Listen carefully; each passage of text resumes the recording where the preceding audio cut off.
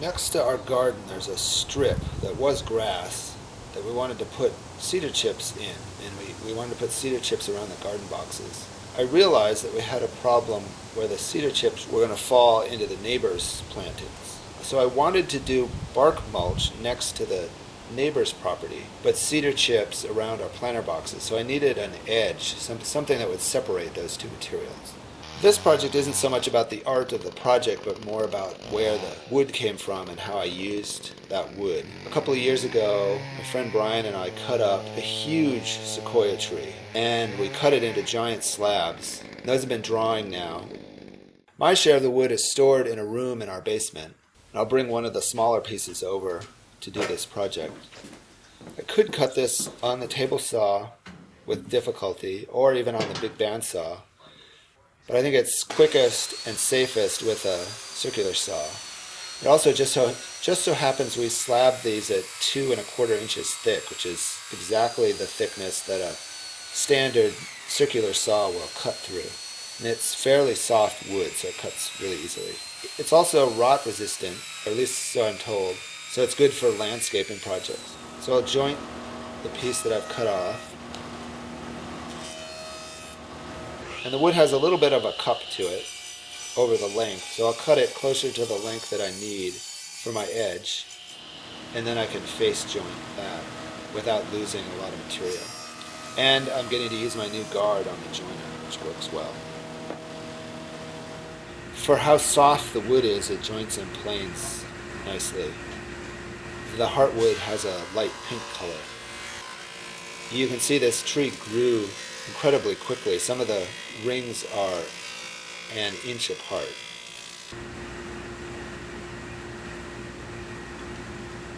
Then I cut the bigger piece of wood into strips, which are what I made into the edge. And the 2-inch thickness was about what I needed for the height of the edge, between the cedar chips and the bark mulch. My plan was to nail these into the ground with some big nails I found. I wanted to make a little space for the head of the nail, so the nail, when it's pounded in, would sit flush with the top of the piece of wood. So that's what these holes are. Then I can drill the hole all the way through for the nail.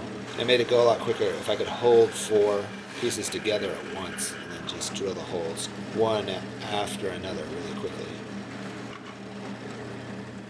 So these holes that I've just drilled are 4 these big nails I found, and they'll fit in the hole, and then there's a spot for the head to go, so it'll be flush on the top. And that should look pretty good. Then I put some finish on, and it's a paraffin sealer, which I like because it's for outdoors and it's completely clear. And I started putting the edge in, and it went really well. It went a lot quicker than I thought it was going to. It was a good idea to make the pieces fairly short. I think it was a little less than 3 feet a piece, which allowed the edge to fit the shape of the ground a lot better than having long pieces. So it went in very quickly. Then I was off to get some bark mulch. Then I can start moving some of the bark mulch. I liked how it molded to the tailgate of the truck, and I could kind of break that apart as I took the first scoops out.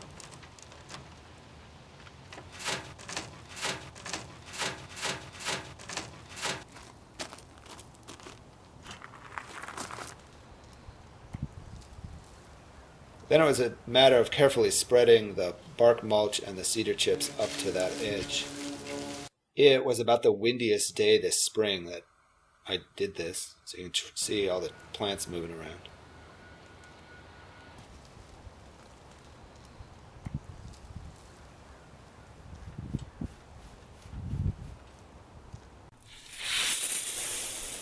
Then it was just a matter of cleaning up the edge, kind of getting the cedar chips back where they need to be and the bark mulch back where it needs to be. And now it's just a matter of waiting for the garden to grow and our new plants to come in. But this should keep the cedar chips out of the neighbor's plantings and driveway.